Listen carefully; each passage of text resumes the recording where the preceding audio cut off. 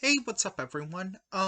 First of all, I want to say that the reason why this is an audio format and not, um, visual like all of the other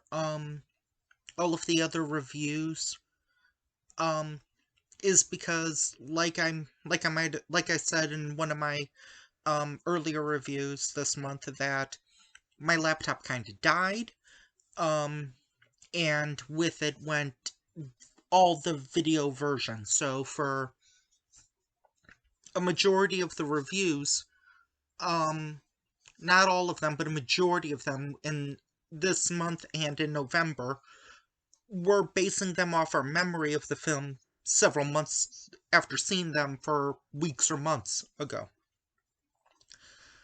With this one, um, I feel that if I were to redo this one, I would be doing injustice to the review. I couldn't I couldn't recreate this, and every time I hear it I'm like, wow, I forgot I said that. Um so this is the audio. I saved the audio because I sent it to some people, um being like, this just shows how angry I am during the review, and spoiler alert, Kay does not help by not listening. Um yeah. This is gonna be a long review. And as a Scooby-Doo person, literally, I think every single year I've reviewed at least one Scooby-Doo movie. So, how can I put it in the best way? Stealing footage from another critic. That ought to do it. Um, oh, by the way, with this review that you're about to see, it's... If you've seen the movie, there's nothing in it that is inappropriate. If you haven't seen it, I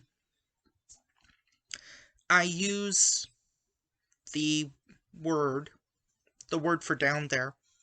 So, if you're not comfortable with that word, you're really not going to be comfortable with the movie, because they say it in the movie a couple times. But one other thing that I want to say, and I can't believe I forgot this. I can't believe I forgot this, but in a Scoob movie, there's no mystery. There's no bad guy dressed up. It's unbelievable that the simplest thing, the thing that has been in almost every single Scooby-Doo movie, and I know some of you are going to say, like, oh, well, Reluctant Werewolf doesn't have the mystery. I really feel that that was the script from the proposed Wacky Races movie that didn't work, and so they just decided to make that Scooby-Doo because Scooby-Doo is more popular. But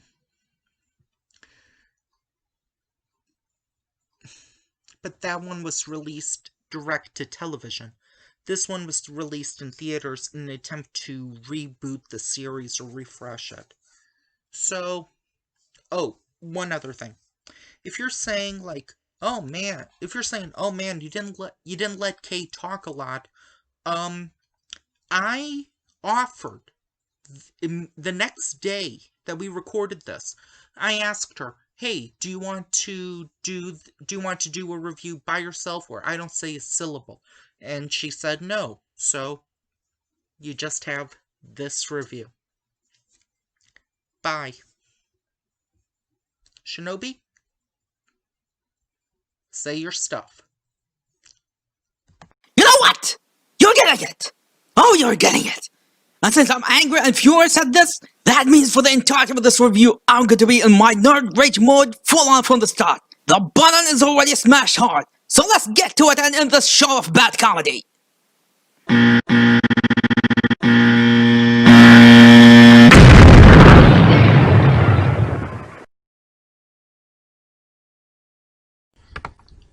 Hey man, how are you doing? We're reviewing Scoob. I'm Zoinks man, I'm like Justin, and I'm trying to do Will Forte's shaggy voice. And I don't even think he did it that bad. To heck with that, I'm just gonna do my normal voice because I want to distance myself as far as humanly possible from this movie. Okay. I have seen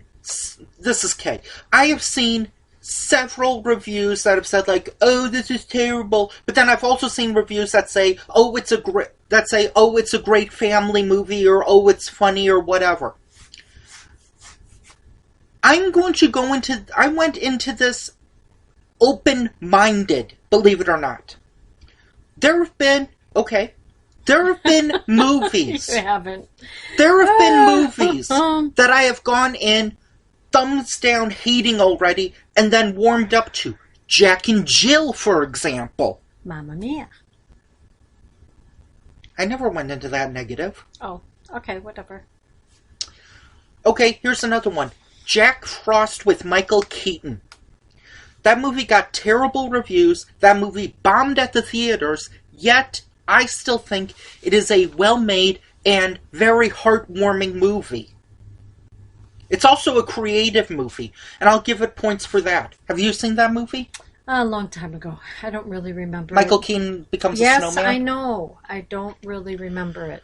Okay? So, and people, one of my favorite movies that I love talking about is Oogie Loves. So you know I can just accept movies for what they are. I can accept movies as continuations or standalones. Okay? That being said, this is one of the few movies I have taken notes for. Because within the first 10 minutes, I found several inconsistencies and continuity errors. Now, Kay, with this movie, should we regard it as a continuation of the show and franchise? Or should we view it as a standalone introduction to the franchise? Standalone introduction, because everything is different according to you, according to the show, and copying things from some of the other movies. So it is bad, which I didn't think it was that bad. Because it rips off other animated movies. Yep, they all do. Let me get into my notes. Okay, you start the movie, and I'll start with the flaws. Okay, let's start with the first flaw. Why is it set in California? Scooby-Doo was set in Coolsville. You had to make it California. Why? So you could have Venice. a scene on the beach. Yep, Venice. There is. You could have set it anywhere. Set it in a picnic park. Second thing. Scooby steals meat. Gyro, whatever the... Liverwurst. No, it wasn't. Yeah. No, it was wasn't. a large chunk of meat. Yeah, that was turning and turning for like gyro, whatever it is. It was like lamb. But it wasn't sliced up yet. And no, they slice it as you buy it. Also, if you remember, Shaggy was talking about a sandwich involving tater tots and gummy bears, but he said he was out of the protein. He was out of liverwurst, so that's when Scooby brought the liverwurst and sliced it. It wasn't liverwurst. Then why did he say liverwurst? Because that's what's in his sandwiches. So what he said, he needed protein. Fine, whatever. Oh my god. So anyway, there's a chase. Scooby is named after Scooby Snacks now? Whatever. You don't know. Do you know for sure how he got his name? Isn't this supposed to be one of the beginnings? It's both a prequel and a continuation. It's a never before told story of how Scooby and Shaggy first met and how the famous Mystery Inc. was formed. I'm pretty sure in some of the other... I'm pretty sure in the Scooby-Doo live-action movies they've talked about it. Okay. Okay, fine. So, continue talking about the movie and I'll interrupt every now and then. I'm gonna go into full spoilers because I don't give a darn. Okay. So, anyway, they first meet up when Scooby and I already Shaggy talked about the meet on the beach.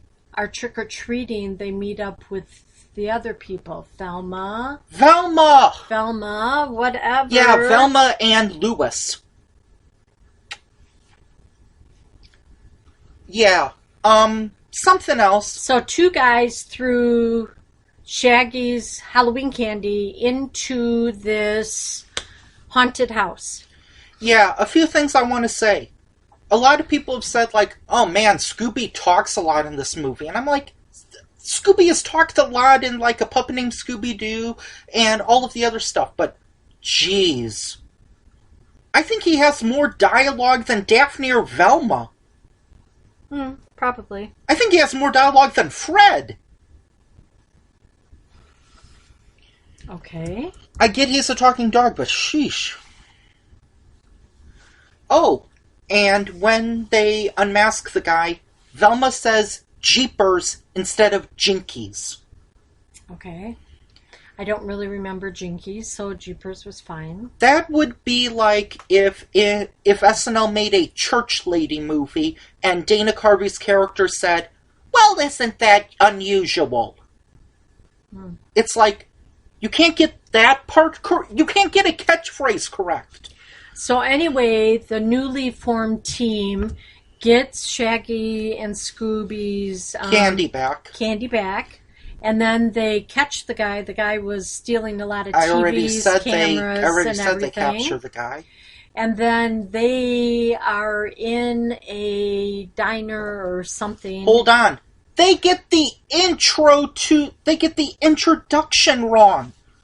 How can you be this wrong on so much? God.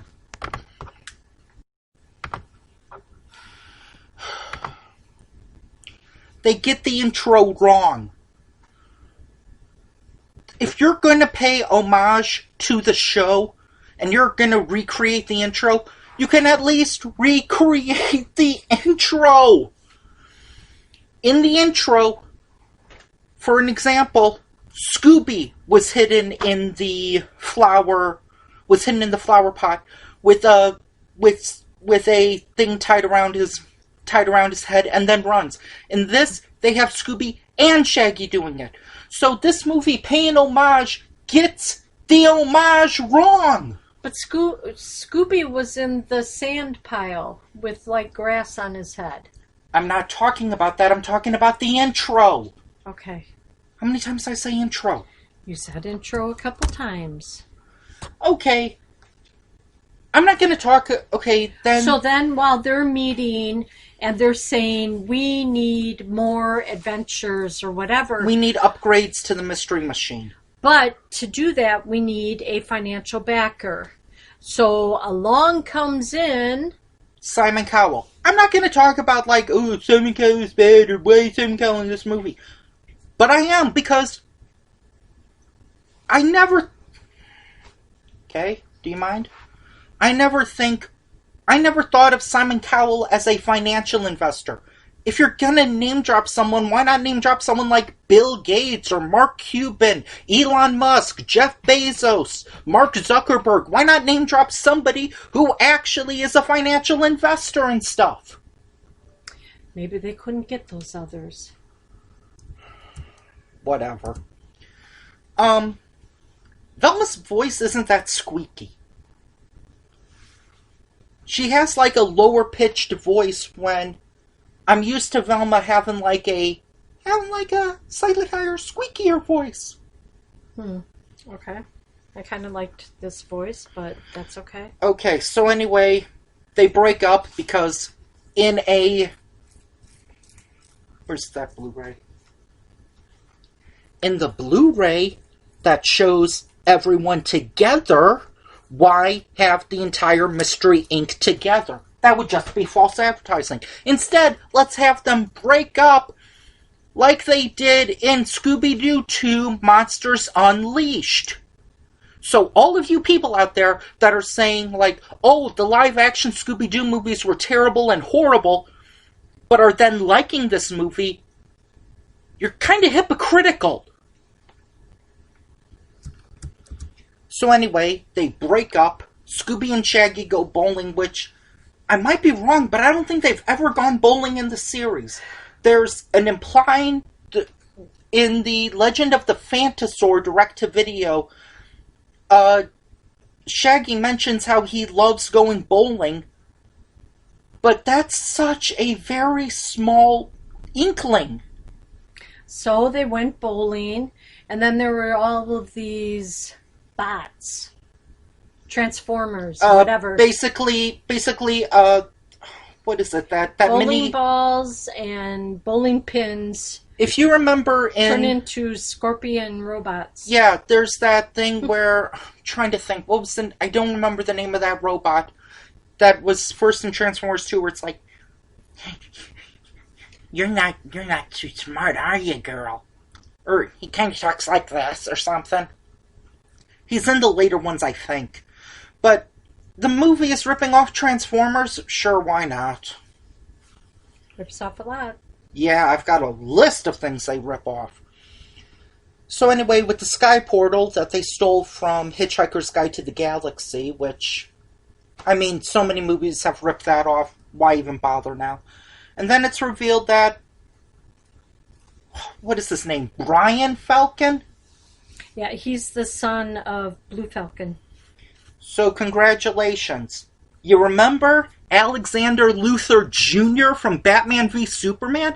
Everyone's favorite part of that movie? Congratulations! Scooby-Doo has their own version with Blue Falcon's Brian. He's not as as Jesse Eisenberg, but for the most part he's still the same character. Chicken. Scared of everything more than Scooby-Doo. I was gonna say he's the son, and he acts nothing like Blue Falcon. Okay. And then they find out the villain, and the villain is... Dick Dastardly. Why have Dick Dastardly as the villain in this movie?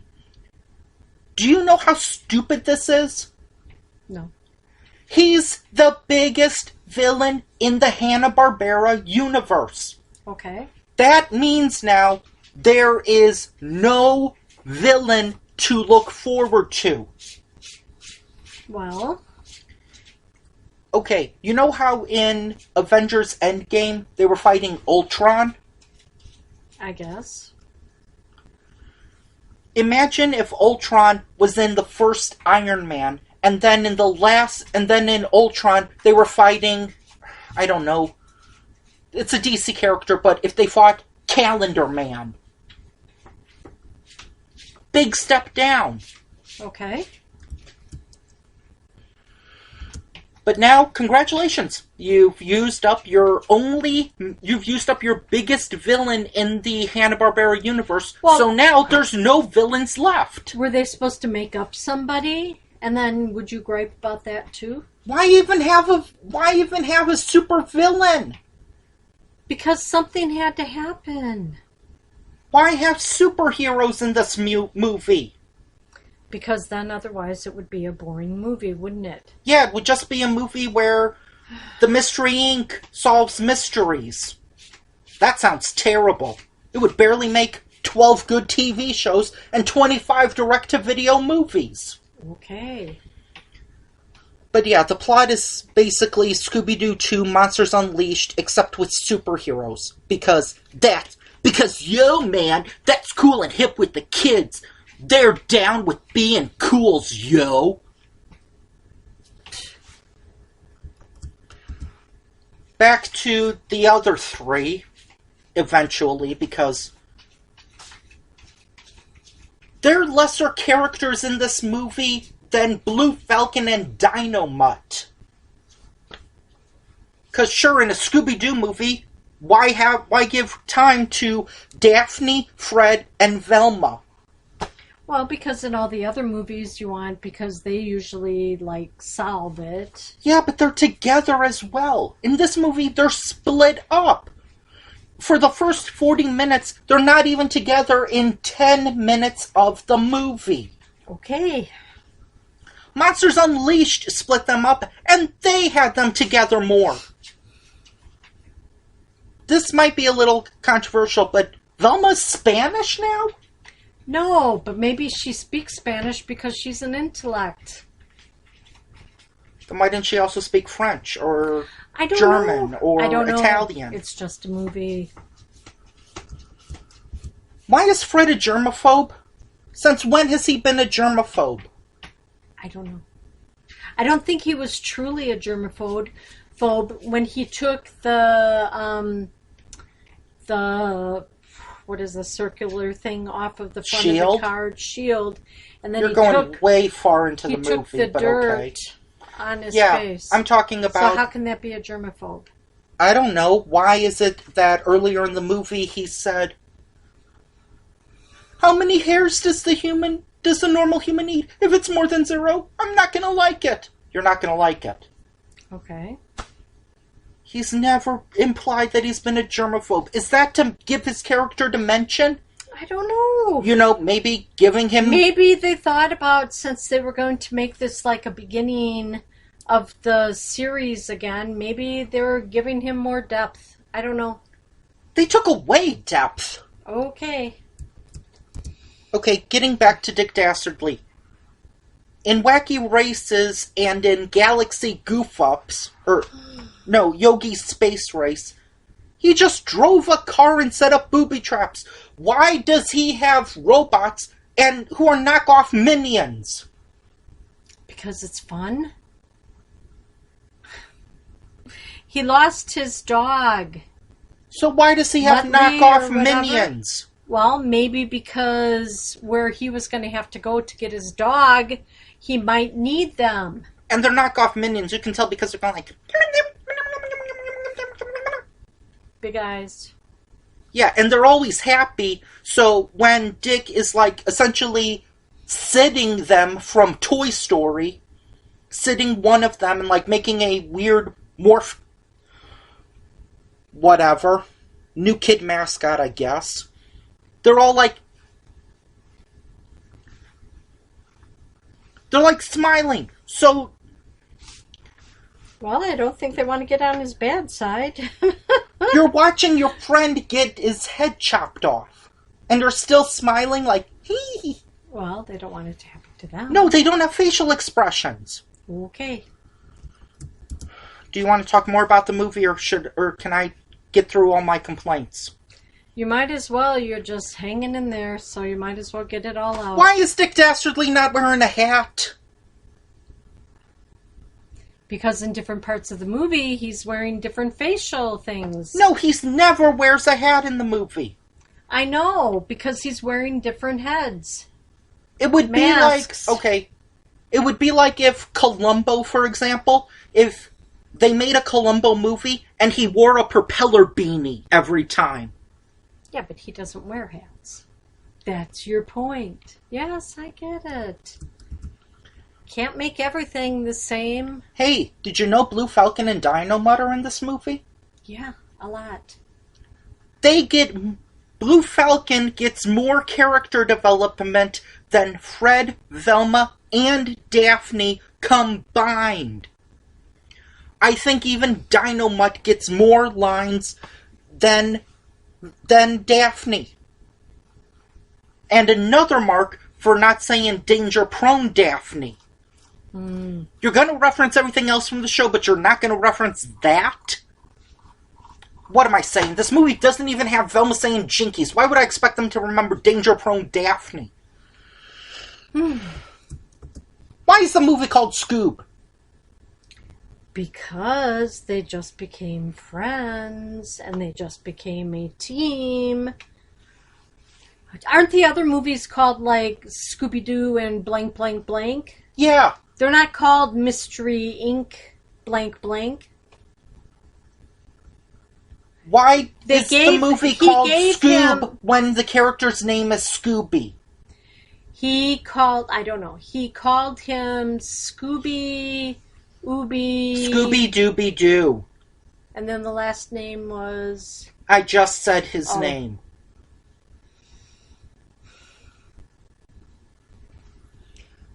But in a Scoob movie, Blue Falcon is the most interesting character. This is a replacement to the Lego movies and Lego Batman. You screwed up, Warner Brothers. Again. Same studio who did... Why should I expect better from the same studio that released King Arthur, Legend of the Sword? Pan, Jupiter Ascending, Cloud Atlas, Batman v Superman, Justice League. A lot of movies. Okay, move on. Okay. Let me get rid of that at the beginning. Okay. It's bad enough that they split up Scooby, Shaggy, Daphne, Fred, and Velma for so much of the movie. Literally like an hour of the movie they're split. But then they split up.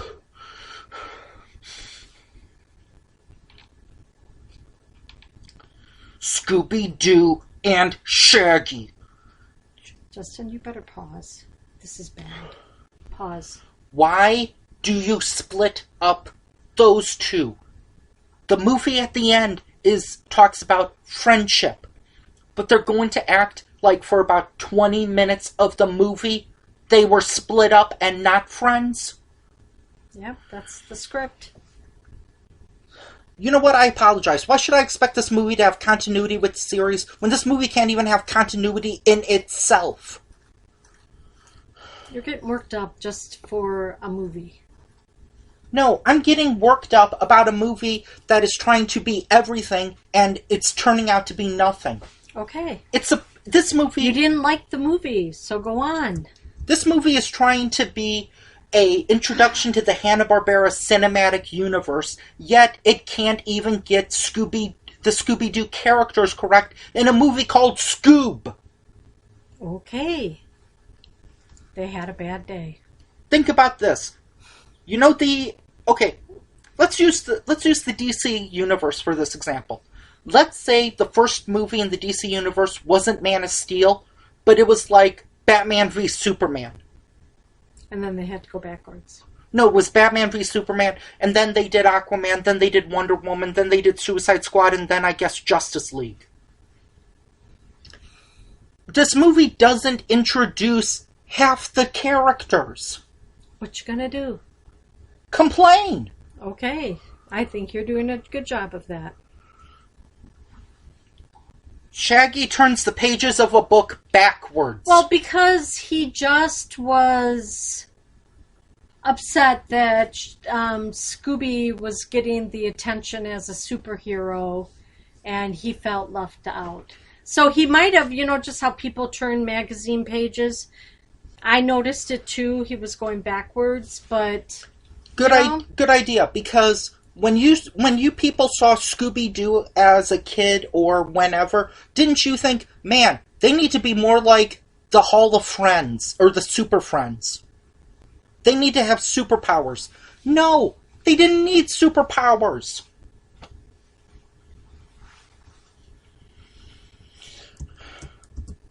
I hope you're almost done. This movie... I put a disclaimer at the beginning that this movie's gonna have profanity. Why not? The movie did. Okay.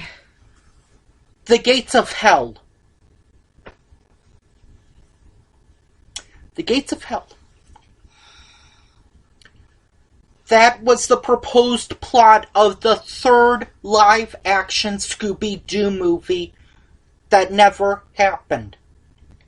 The movie recycled a plot from a 13-year-old planned movie. Well, maybe not many people would remember that. Still, they recycled a plot from a 13-year-old movie. Okay. Honestly, I think that one probably would have at least been better, because Matthew Lillard at least sounded like Shaggy, as opposed to Will Forte, who half the time isn't even doing a Shaggy voice. True. You ever heard him on SNL? You ever seen MacGruber? Or have you ever seen him in anything he's ever... Brother Solomon? Or anything else that he's been in? Yeah, he sounds the exact same. You know, like Shaggy. Okay. Wow. You know what? Continue.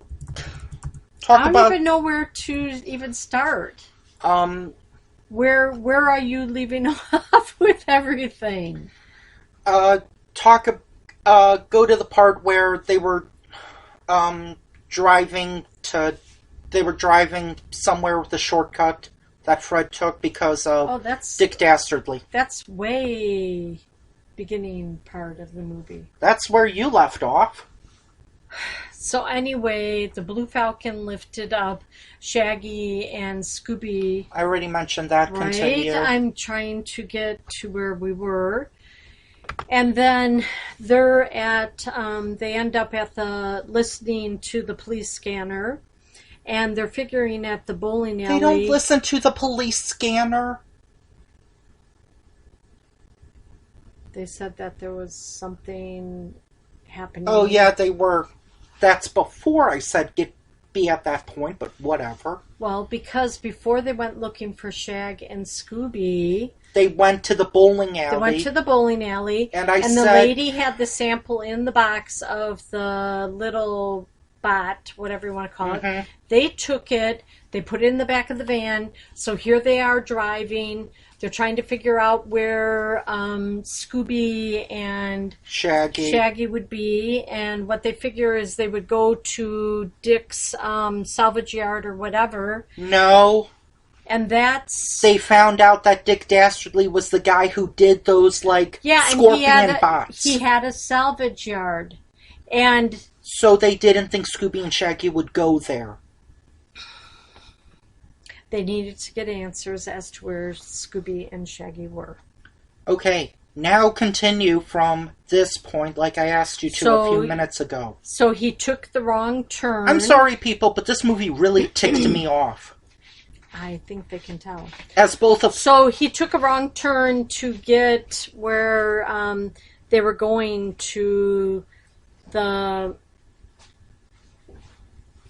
You back? Going to the salvage yard. And then all of a sudden they get pulled over by a cop. 20 minutes later because, it's not like 3/5, it's not like 60% of Mystery Inc. should be important in a Scooby-Doo movie. And the police officer was a lady. Yeah. And Fred is now a... Goo Goo Gaga. Yeah, like he's never been before. Jello. You're a chick, you're hot. Well, he didn't say that, he just goes, hello. He's Fred, not Johnny Bravo. So the bot that was in the back gave their location to Dick, the bad guy, and that's how they found him. So actually... The woman was Dick Dastardly in disguise. Yep, he just ripped off the disguise. And then Fred was like, Should I even mention that apart from, I think, 2 times in Wacky Races, Dick Dastardly never wore a disguise? Maybe. But yet this turns him from Dominic Toretto to a generic Scooby-Doo villain. Oh, sorry, a science fiction Scooby-Doo villain. It turns him into basically... what does it turn him into? It basically turns him into just a generic ultra super villain. So anyway, Dick dastardly, whatever. Anyway, they're in the prison like you were just talking about. Right, well, he took him up to the ship, and then the little dustbuster bat was always sneezing and dust out and everything, and they help him. Daphne does. Yeah, she takes off his dustbuster, shakes it out, cleans it out a little bit, puts it back on him, and they're like friends. So she asks him to help them get out of the cell. Okay, my thought on that is, were they either just trying to make a toy, or how is that character? It helps them. It seems to me like that, if the movie had been written maybe a little bit better, or written, wouldn't they have had... Part of me thinks that would have been Scrappy-Doo. Maybe. But since Scooby-Doo doesn't care about continuity by never mentioning Scrappy-Doo, why should this movie include him? Why'd you do that? They don't. They've intensely erased Scrappy. On. Anyway, then they go and then they find out the plot of the movie, then they find out the plot of the mystery, which you think which Scooby is a descendant of Alexander the Great. Dog. Okay. So they need Scooby's paw to open up the gates. No, they need a descendant, and so that's why. Yeah, because he was a descendant, so they needed his paw. He was the last living descendant of Alexander the Great's dog. Doesn't Scooby-Doo typically explain the plot and the motivation at the end of the mystery instead of in the middle? I don't know. Yes, you've seen a puppet named Scooby-Doo. I know, but I just watch them. I don't analyze them. There's a formula in this movie. God forbid it follows it. Oh, okay. Keep talking. So anyway, when the gates open up, they get this three-headed... No, you forgot something. Captain Caveman! Oh, yeah. Oh, you want some poop jokes? I try to avoid poop jokes in these reviews, because I think they're kind of beneath me, and they're beneath the intelligence of anyone more than 2 minutes old. But anyway, so yeah, there's pterodactyls, so apparently on this island, so does that mean the Flint bedrock is now an island? I don't know. Why is Captain... You know what, whatever, I don't even care anymore. Wouldn't it be better to have, like, Speed Buggy or, like, Josie and the Pussycats, you know? Save them? No, or Jabberjaw. Jabberjaw be the thing. Instead of Captain Caveman, because Jabberjaw was a Scooby-Doo ripoff. Okay, I don't know. Oh, but anyway... Wow, this is going to be a long review. But anyway, so... A dinosaur drops a giant green goo, and Captain Caveman says, "Hey, don't go over, don't touch that. But if you do, it's okay. It's pretty much lotion." There's lotion. Rub it in like lotion. There's lotion in prehistoric times.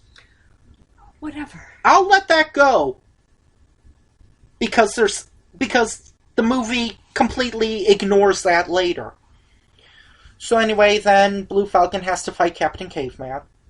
He finally thinks it's his moment, and they finally push the F on his chest, and he gets wings. No!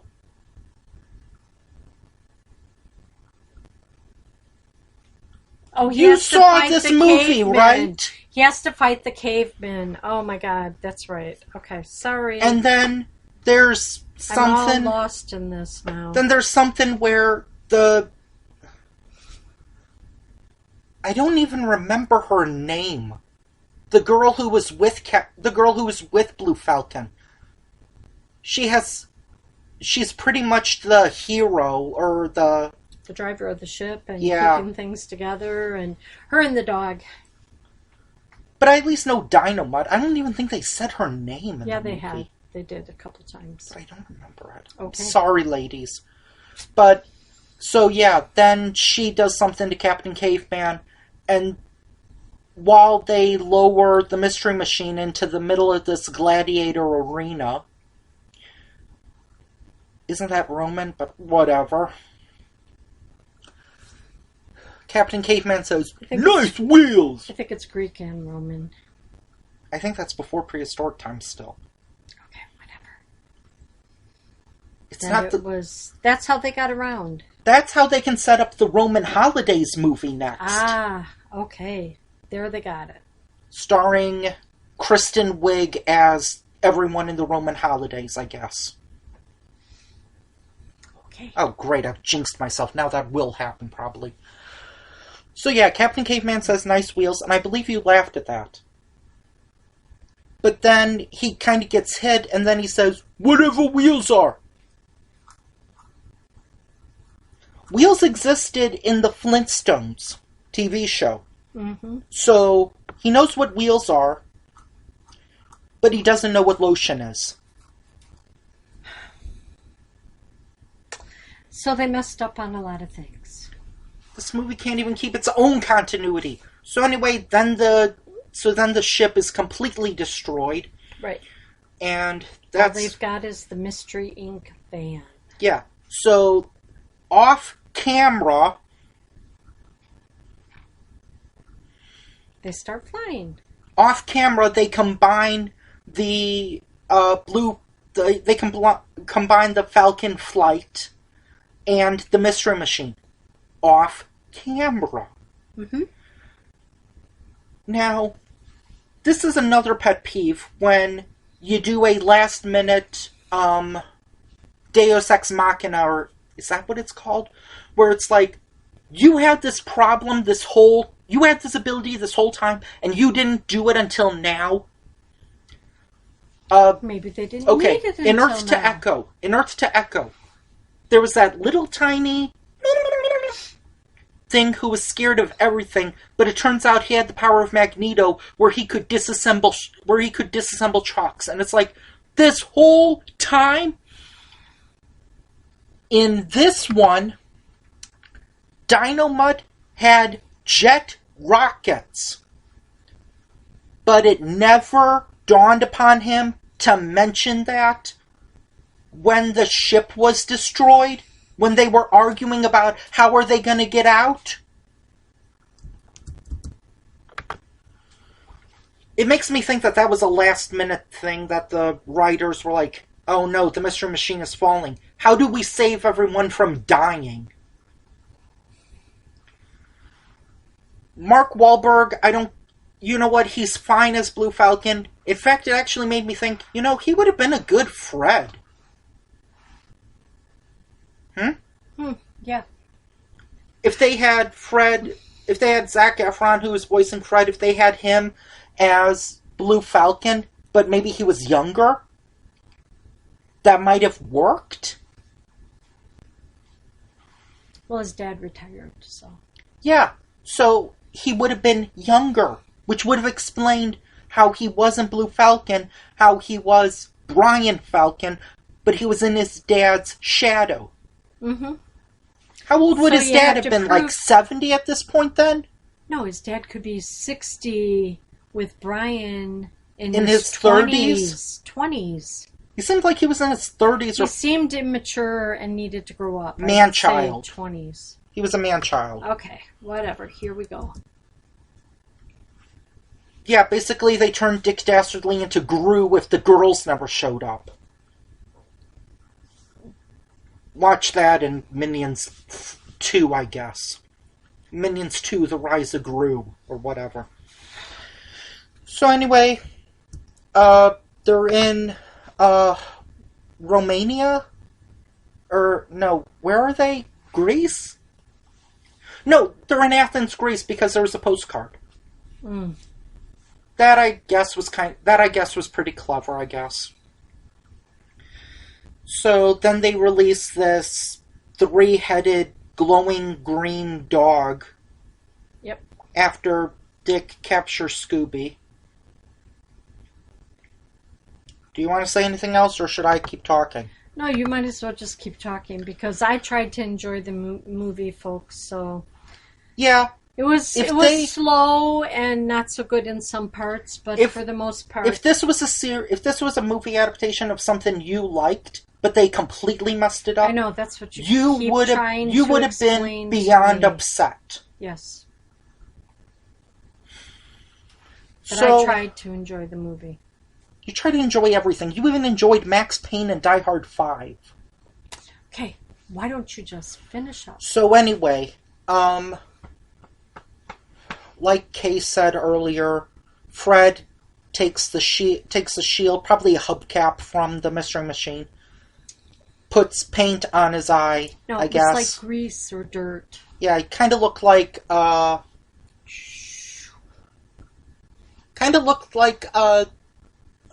what's her name? The female Erod in X-Men Dark Phoenix. Erod's review of that. She kind of had like that kind of like mask thing. Finally, in this movie, after 74 minutes, Fred finally gets an ascot. Yay! Who he then loses it 5 minutes later, well, if that. because one of the dogs go like, bing, bing. I was in so much rage in this movie. There's a lot of poop jokes and profanity for a Scooby-Doo movie. The live-action movies were trashed for being childish and having immature jokes. At least they never did... I don't think they did a poop joke. This movie has several poop jokes. This movie even has a poop joke regarding Scooby-Doo where it's like, we need to get the smell out of the Mystery Machine. I told you I needed to take a walk. But sure, Scooby farting is childish and immature. And this is the movie critics like? Some of you need to be ashamed of yourselves. This is everything this is everything Monsters Unleashed was, but degraded. Degraded, and, say what you will about those live-action movies. Sarah Michelle Gellar as Daphne did more in Monsters Unleashed than Daphne does in this movie. Velma had a bigger storyline. Okay. Getting out of hand. Talk. So anyway, Dick, and he runs in there, he gets his Muttley dog, he was alive, and then they run out with gold or treasures, the treasure chest and something else. And then they're the mini robots, whatever they are, I don't even care anymore. Turned into bowling balls. They had to get the three-headed dog back towards the gate so that Velma could then read the... No, that was afterwards. That was before. They didn't know that yet. Okay, go ahead. Okay. Dastardly and Mudley are captured, but then they pull off the mask and it's revealed to be Simon Cowell. Then they pull it off again and it's revealed to be Dick Dastardly. Mm-hmm. And he's like, drat, double drat, triple drat. Nobody has ever done 2 masks before. Yes, they have! But if this is the first movie, then maybe they didn't. This isn't the... Okay, if this is a reboot of the series, then why are there so many throwbacks to the original series? I don't know. I have no clue. At the end, they find out there's another mystery. And the Mystery Machine has gotten a modern, updated reboot.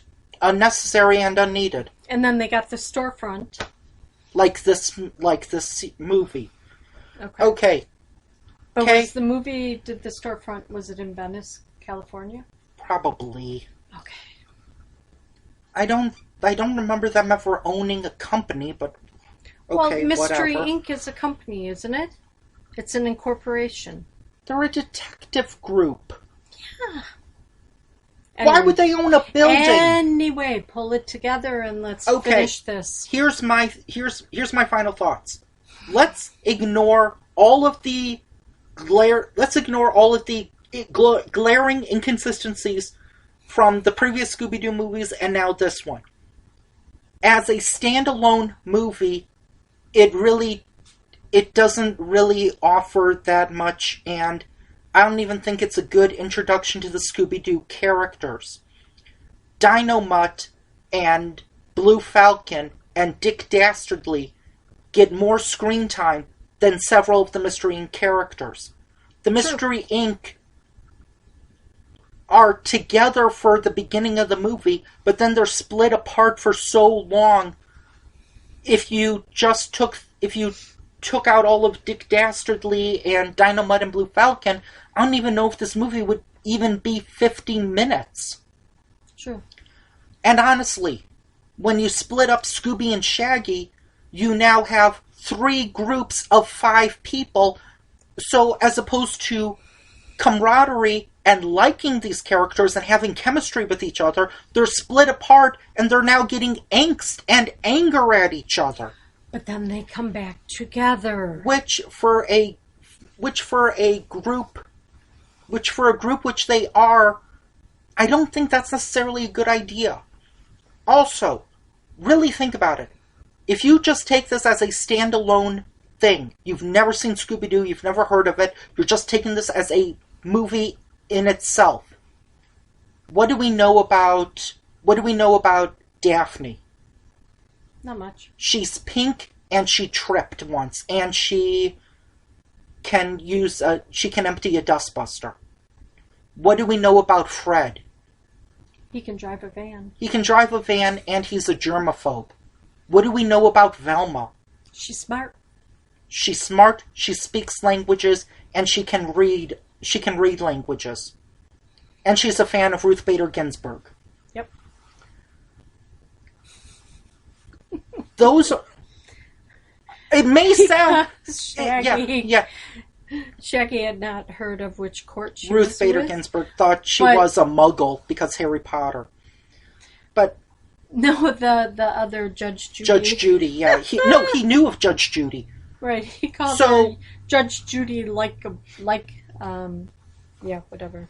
So here's my thought. When 3 out of your 5 characters are underdeveloped and have nothing about them, do you even care about those characters? Think about it. If you took out the scenes of Daphne, Fred, and Velma from the middle, when they were trapped and when they were captured and everything, does that really change this movie a whole lot? No. This just turns into a Scooby and Shaggy movie, and for parts, not even a Scooby and Shaggy movie, a Scooby, Shaggy movie. You get character development from Blue Falcon, you get character development from Dick Dastardly and Muttley, but that's not what this movie is named for. This is not called Dick Dastardly, or Scoob featuring Dick Dastardly, Blue Falcon, and Dino-Mutt. This movie is called Scoob. So it should focus on Scoob. It should focus on the Scooby-Doo Mystery Inc. This is how it began, right? I guess. If this is how it began, then why are they together and then spread apart for so long and then come together at the very end? And even then, when they're together at the very end, they're not even really together a whole lot, all of them at the very end. They're split up as well. Okay, let's wrap it up. Okay? This movie fails as both a continuation of Scooby-Doo, and it fails as a standalone movie. You're constantly being reminded of, like, the DC Universe, the Marvel Cinematic Universe, Despicable Me.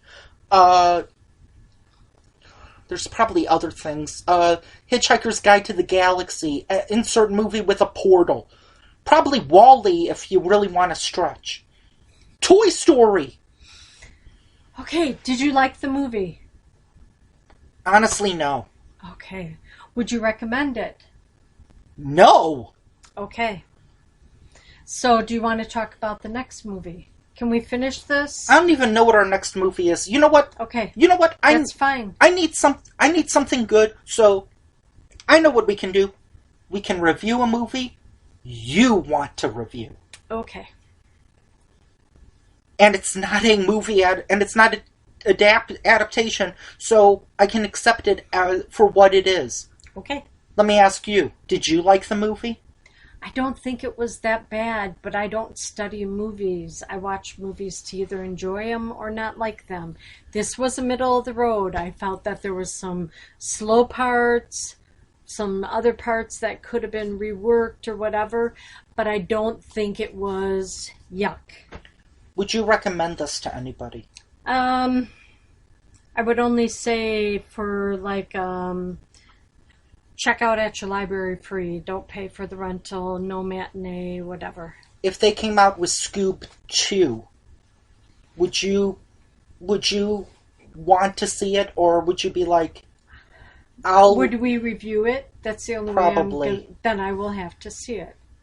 But would you review No, it I on wouldn't. your own? No, because I you wouldn't watch- you enjoyed this. I laughed and yeah. Well, there's going to be a Tom and Jerry movie next with Chloe Moretz. Okay. But I've never been a huge fan of Tom and Jerry, so maybe we can invite the big guy because he's a fan. Oh yeah. Let that include a cameo from Yogi Bear and Squiddly Diddly and Hong Kong Phooey, because, you know, those are totally the same characters. Okay. Anyway. I still say That's- Lego Scooby-Doo Haunted Hollywood is significantly better and Yes. funnier. Yes. So, the overall is, don't pay to rent this. I don't even recommend seeing it because it steals so... Fine, go ahead. It steals so many things from other animated movies and it's setting up the next 4 movies before it sets up this movie. You could have taken... Honestly, you probably could have taken out Blue Falcon and Dynomutt and that lady and maybe just had it... You could have probably even taken out Dick Dastardly. And if you just had a movie that was timeless instead of timely, like this one is, because in 4 years, half of this is going to be dated and forgettable. That's your problem. You took timeless characters and you modernized them to the point where they're going to be dated very, very soon. Hanna-Barbera, or Warner Brothers, you can do better. At least I hope you can. Hopefully Tom and Jerry will be better. I doubt it, but we'll see.